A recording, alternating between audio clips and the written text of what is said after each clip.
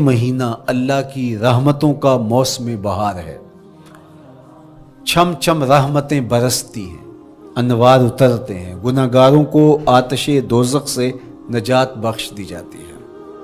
تو اس کا استقبال کرنا، اس کے لیے انتظار کرنا، گن گن کے دن گزارنا، لمحے اور ساعتیں بسر کرتے ہوئے بار بار ماہ سیام کا ذکر کرنا، یہ اس مہینے کے ساتھ محبت کی دلیل ہے، اور اس مہینے کے ساتھ محبت اللہ سے محبت کی دلیل ہے۔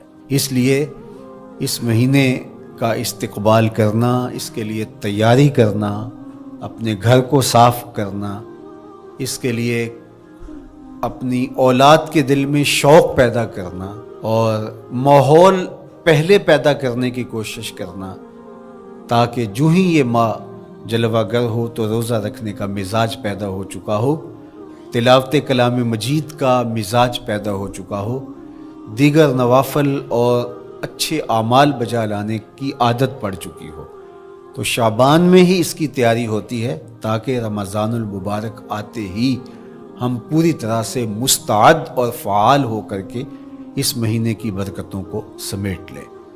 اللہ کے محبوب علیہ السلام نے ارشاد فرمایا کہ جب ماہ سیام آتا ہے فتحت ابواب الجنہ، تو جنت کے 8 دروازے کھول دیے جاتے ہیں، اور جنت کے 8 دروازوں میں سے ایک دروازے کا نام باب الریان رکھا گیا ہے، جو صرف روزہ داروں کے اعزاز و تکریم کے لیے ہے۔ روزہ دار اس دروازے سے گزر کے جنت جاتے ہیں۔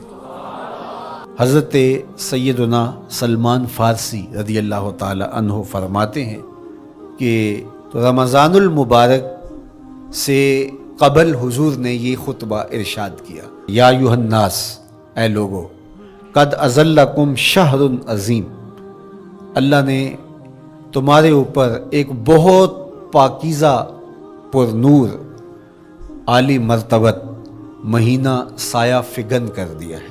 شہر فیہ لیلۃ خیر من الف شہر، اس مہینے میں ایک ایسی رات ہے جو 1000 مہینے سے بہتر ہے۔ جعل اللہ صیامہ فریدہ و قیام لیلۃ تطوع، اس مہینے کے دن کے روزے فرض قرار دیے گئے اور راتوں کا قیام نفل بنایا گیا۔ ومن تقرب فیہ بخصلۃ من الخیر کان کمن ادى فریدۃ فیما سواہ، ایک نفل کا ثواب ایک فرض کے برابر اس مہینے میں کر دیا جاتا ہے۔ ومن ادى فریدۃ کان کمن ادى 70 فریدۃ فیما سواہ، اور اگر کوئی ایک فرض ادا کرتا ہے تو اس کو 70 فرائض کا ثواب ملتا ہے۔ وہو شہر الصبر، یہ مہینہ صبر سے کھاتا ہے، ہونے کے باوجود بھی انسان تناول نہیں کرتا۔ ٹھنڈا میٹھا مشروب میسر ہے اور زبان کانٹا بن گئی، حلق خشک ہو گیا، لیکن اس کے باوجود بھی ایک گھونٹ حلق سے نیچے اتارنے کا روادار نہیں ہوتا، تو یہ صبر کی عادت ڈالتا ہے۔ اور سنو، صبر کا ثواب جنت ہے۔ وشہر المواسات، اور یہ ہمدردی کا مہینہ ہے، باہمی پیار کا مہینہ ہے، الفتیں بانٹنے کا مہینہ ہے، نرم دلی کا مہینہ ہے، ایک دوسرے کے احساس کا مہینہ ہے۔ جب کوئی شخص بھوک اور پیاس کاٹتا ہے تو اس کو پھر محسوس ہوتا ہے، بالخصوص امراء، کہ بھوک کیا بلا ہوتی ہے، اور جو نان شبینہ کو ترستے ہیں اور جنہیں کھانا میسر نہیں آتا، ان کی زندگیاں کتنی تلخ ہوتی ہیں۔ تو بھوک اور پیاس احساس پیدا کرتی ہے۔ وَشَهْرٌ يُزَادُ فِيهِ رِزْقُ الْمُؤْمِنِ، اور یہ ایسا مبارک مہینہ ہے جس میں مومن کا رزق بڑھا دیا جاتا ہے۔ غرباء تک بھی اللہ کی نعمتیں وہ پہنچتی ہیں جو عام دنوں میں ان کو میسر نہیں ہوتی، اور امراء بھی نعمتوں کا لطف لیتے ہیں، اس لیے کہ بھوک کاٹنے کے بعد جب ان کو نعمت میسر آتی ہے تو پھر انہیں احساس ہوتا ہے۔ وَمَنْ فَطَّرَ فِيهِ صَائِمًا كَانَ مَغْفِرَةً لِذُنُوبِهِ، جس نے روزہ دار کا روزہ افطار کروایا، یہ افطاری گناہوں کی مغفرت اور آتش دوزخ سے گردن کی آزادی کا مجدہ جاں فضا بن جائے گا۔ وَقَانَ لَهُ مِثْلُ أَجْرِهِ مِنْ غَيْرِ أَنْ يَنْقُصَ مِنْ أَجْرِهِ شَيْءٌ، اور روزہ افطار کروانے والے کو روزہ رکھنے والے جتنا اجر ہی دیا جائے گا۔ لیکن روزہ رکھنے والے کے اجر میں بھی کوئی کمی نہیں واقع ہوگی۔ تو صحابہ کا تو دل تڑپنے لگا کہ یہ کتنی بڑی بات ہے۔ انہوں نے کہا اے اللہ کے پیارے رسول صلی اللہ علیہ وسلم، ہم میں سے تو ہر بندہ یہ طاقت نہیں رکھتا کہ روزہ دار کو روزہ افطار کروا دے، تو یہ تو پھر اہل زر ہی یہ سعادت حاصل کر پاتے ہیں۔ حضور نے ارشاد فرمایا یؤتی اللہ ھذا الثواب، یہ ثواب اللہ اسے شخص کو بھی عطا کرے گا۔ من فطر صائما علی مزقۃ لبن او تمرۃ او شربۃ من ماء، جس نے کسی کا روزہ ایک گھونٹ دودھ سے کھلوا دیا یا ایک کھجور سے کھلوا دیا یا پانی کے ایک گھونٹ سے اس کا روزہ افطار کروا دیا۔ ومن اشبع صائما، اور جس نے صحیح اہتمام کے ساتھ روزے دار کو اچھا کھانا کھلایا، اچھی پرتکلف افطاری دی، سقاہ اللہ من الحوض شربتا لا یظمأ حتی یدخل الجنہ، اس کو حوض کوثر سے ایسا جام ملے گا 50,000 سال کے دن میں اس کو دوبارہ پیاس نہیں لگے گی، یہاں تک کہ جنت میں چلا جائے گا۔ فرمایا وَهُوَ شَهْرٌ أَوَّلُهُ رَحْمَةٌ، یہ وہ مہینہ ہے جس کے پہلے 10 دن رحمت ہیں، اور اس کا درمیانی عشرہ اوسطہ وہ مغفرت ہے، وآخرہ عتق من النار، اور اس کا آخری عشرہ جو ہے وہ آتش دوزخ سے نجات کا ضامن ہے۔ کہا کہ 4 کام اس مہینے میں کثرت کے ساتھ کرو، وہ 2 خصلتیں، 2 کام جن کے ذریعے سے تم اپنے رب کو راضی کر سکو۔ فشہادۃ اللہ الہ الا اللہ، وہ گواہی دینا ہے لا الہ الا اللہ، وتستغفرونہ، اور تم کثرت سے استغفار کرو، اللہ سے بخشش مانگو، اللہ سے جنت طلب کرو اور دوزخ سے پناہ مانگو۔ تو یہ کام جو تمہاری ضرورت ہے تم اس مہینے میں کثرت کے ساتھ کرو۔ روزہ فرض کیوں کیا گیا؟ سویر سے لے کر شام تک سب کچھ ہونے کے باوصف بھوک اور پیاس میں وقت گزارنا اور میسر ہونے کے باوجود ایک گھونٹ بھی حلق سے نیچے نہ اترنے دینا، آخر اس میں کیا حکمت تھی؟ تو یہ بات اچھی طرح سے ہمیں سمجھ لینی چاہیے کہ یہ صرف کھانے پینے کو ترک کر دینا ہی نہیں ہے، بلکہ ان مقاصد جلیلہ کے حصول کے لیے روزہ رکھا جاتا ہے جو مومن کی زندگی کا مقصود ہے۔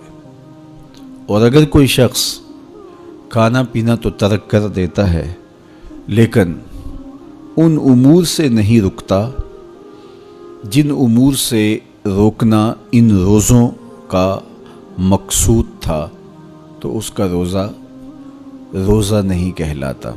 میرے اور آپ کے آقا و مولا حضور نبی رحمت صلی اللہ علیہ وآلہ وسلم نے ارشاد فرمایا من لم یدع قول الزور والعمل به فلیس للہ حاجۃ فی ان یدع طعامہ وشرابہ، جس نے جھوٹ اور اس پر عمل کرنا نہ چھوڑا، جھوٹے کام ترک نہیں کیے، اس کا بھوکا اور پیاسا رہنا اللہ کو منظور نہیں، اللہ کو کوئی ضرورت نہیں کہ وہ بھوک اور پیاس کاٹے۔ روزے میں تو ان امور سے بھی روک دیا گیا جو امور عام زندگی میں جائز تھے، جو مشروع تھے، مباح تھے، لیکن روزے میں ان جائز مباح امور سے بھی منع کر دیا گیا۔ طیب اور طاہر کھانے، خوبصورت مشروب، ان سے روک دیا گیا۔ آپ آب زمزم بھی نہیں پی سکتے جبکہ وہ متبرک پانی ہے۔ شہر مدینہ میں بیٹھ کر شہر مدینہ کی پکی ہوئی کھجوریں بھی آپ نہیں لے سکتے، اس لیے کہ آپ روزے سے ہیں۔ تو روزے میں آپ کو متبرک چیزیں کھانے سے بھی روک دیا گیا، متبرک مشروب پینے سے بھی منع کر دیا گیا۔ تو مجھے بتائیے، جو رب آپ کو متبرک، مشروب اور پاکیزہ کھانوں سے بھی ایک مخصوص وقت کے لیے روک رہا ہے، تو جن امور سے عام زندگی میں شریعت اسلامیہ نے ہمیں منع کیا، ہمارے رب نے ہمیں منع کیا، تو اگر روزے کے دوران ہم وہ امور بجا لائیں تو پھر روزے کی مقصدیت حاصل نہیں ہوگی۔ تو اسی لیے فرمایا جس نے جھوٹ اور جھوٹے کام نہیں چھوڑے، اس کے بھوکا اور پیاسا رہنے کی اللہ کو کوئی ضرورت نہیں ہے۔ تو وہ یہ چاہتا ہے کہ میرے بندے ان امور سے بھی جب رک جائیں گے جن امور سے عام زندگی میں نہیں روکا گیا، تو وہ لازمی طور پہ ان امور سے رکنے کی کوشش کریں گے جن امور سے اسے منع کیا گیا ہے۔ تو جب یہ چیز انسان کا فہم، انسان کی عقل اور انسان کی خرد طے کرتی ہے تو پھر لا محالہ طور پہ رکنے کی عادت اس کے اندر تقوی کی نشأت کا ذریعہ بنتی ہے۔ آپ نے عمومی طور پہ دیکھا ہوگا کہ رمضان المبارک کا ماہ نور جب اختتام کو پہنچتا ہے، ہمارے سامنے عید کے 2-4 دن بھی یہ مشق رہتی ہے، اچانک کوئی مشروب آیا اور پینے لگے تو رک گئے، وہ کہیں ہمارا روزہ تو نہیں، لیکن پھر خیال آتا نہیں ہم روزے تو نہیں ہیں، آج تو عید کا دن ہے، تو ہم پی لیتے ہیں۔ چونکہ پورا مہینہ دن بھر ہم مشروبات سے رکے رہے اور آج بھی دن کے اجالے میں ہمیں پانی دیا گیا تو ایک دم ہمیں جھجک پیدا ہوئی، لیکن پھر ہمیں یاد آیا کہ اب روزے بیت گئے ہیں اور میں روزے سے نہیں ہوں۔ تو جو چیز جائز اور مشروع تھی، ایک وقت کے لیے اس چیز سے بھی ہم رکے تو ہماری طبیعت کے اندر یہ ملکہ پیدا ہو گیا کہ ہم اس سے رکنے کا مزاج پیدا کر لیتے ہیں۔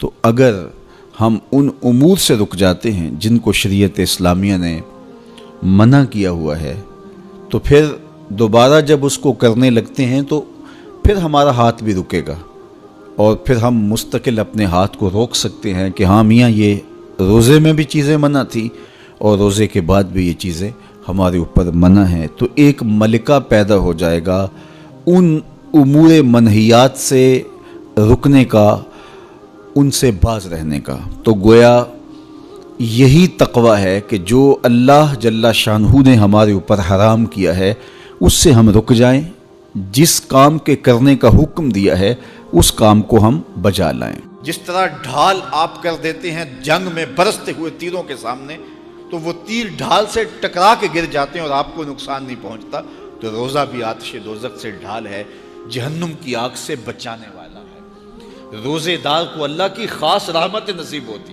ایک حدیث میں آتا ہے کہ روزے دار کو 2 خوشیاں نصیب ہوتی ہیں۔ ایک خوشی اسے تب ملتی ہے جب وہ روزہ کھولتا ہے، جب سارے دن کی بھوک اور پیاس کاٹنے کے بعد شام کے لمحے ہوتے ہیں اور پھر روزہ منزل تک پہنچتا ہے، تو کس مسرت اور خوشی اور سرشاری کے عالم میں روزہ دار ہوتا ہے کہ شکر ہے کہ اتنی لمبی اور اتنی سخت گرمی کے ماحول کی شدت کے باوجود اللہ تعالیٰ نے مجھے روب منزل کیا۔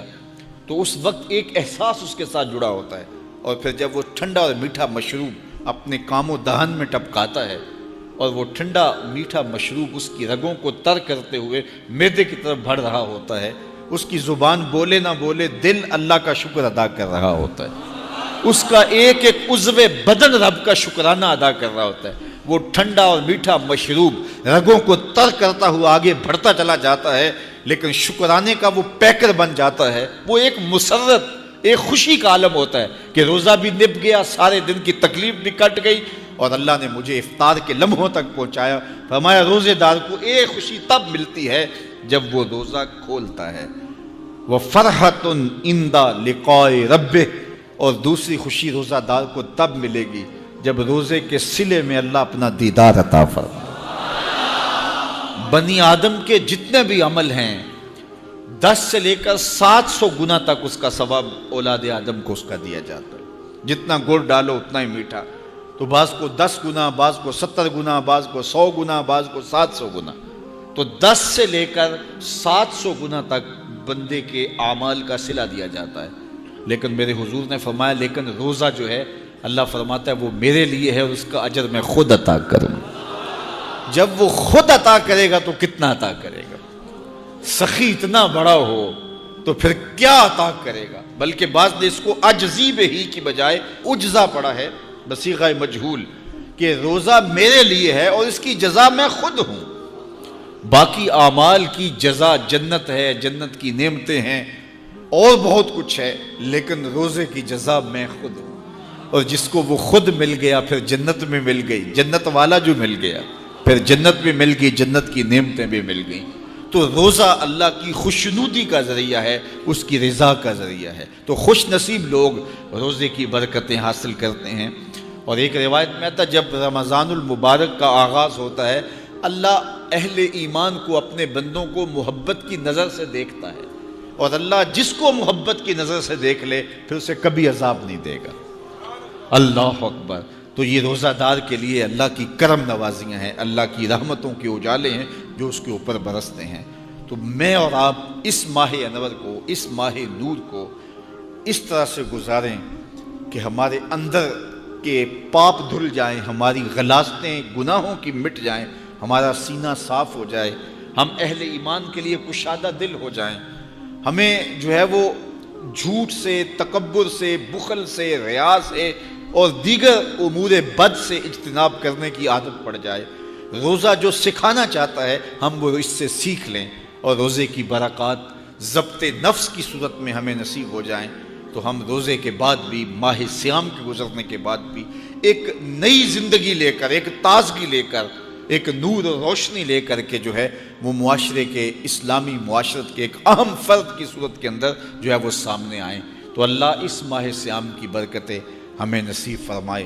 ہر سال مہینہ آتا ہے، گزر جاتا ہے، ہم پورا مہینہ بھوک کاٹتے ہیں اور پھر وہاں کے وہاں ہی کھڑے رہتے ہیں، تو پھر ہمیں سوچنا چاہیے، لیکن اگر تبدیلی آتی ہے تو پھر شکریہ ادا کرنا چاہیے۔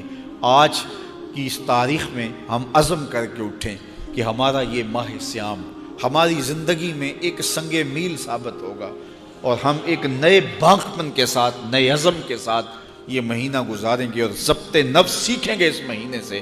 تو ویڈیو کو دوسروں تک شیئر ضرور کریں۔ جزاک اللہ۔